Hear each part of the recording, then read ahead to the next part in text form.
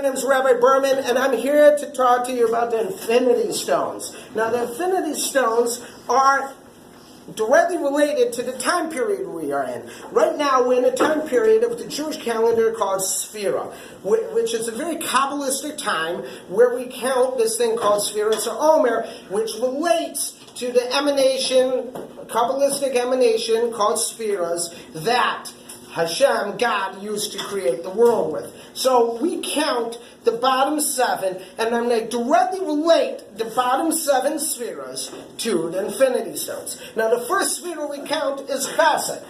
Right? Now, the person that represents Chesed over here is Avram. Abram is the representation of Chesed, and he's told that walk up and down through Israel, and wherever he goes, wherever he travels, that is going to become his land, the land of his descendants. So we see Chesed and Abram is directly related to space.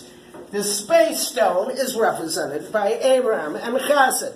Now, the next sphere we count is Gvura, which is represented with Yitzchak. Gvura means strength. And wow, that's convenient because we have Infinity Stone called power. So we got that over here. Now, when you take Chesed, space, and power and blend them together, what do you wind up with? You wind up with something we like to call reality. And reality is represented by Yaakov Avinu, who's called Ish Tam, the perfect person. So we're going to put reality up over here.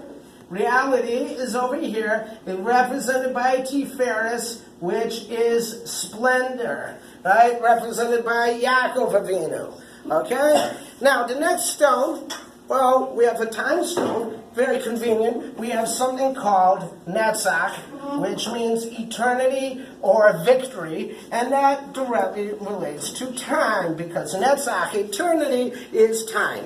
Then, next, this, by the way, is represented by Moshe Rabbeinu. Next up, we have Hod, which is splendor, which we can use to represent the Mind Stone, because the representation of Hod is Aaron, who would go around trying to get people to become friends. He would say, you know, this guy wants to apologize to you, and he would tell the other guy he wants to apologize to you, and he would wind up making them friends, which is a great illustration of the Mind Stone.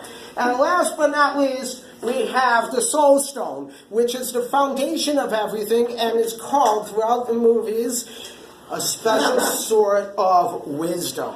And who do we know is wise? Yosef Atzadik. Joseph is a representation of wisdom. He is Yesod. He is foundation. And there we have the Soul Stone. Now, the seventh Sfira is Malchus. Malchus is kingship, which is sort of the ability to relate all these spheres together and come up with the action. Now, in the Infinity Stones movies, Infinity War, Endgame, it's represented by a glove, a gauntlet of Thanos. But I think we can really see the real representation of this is the following.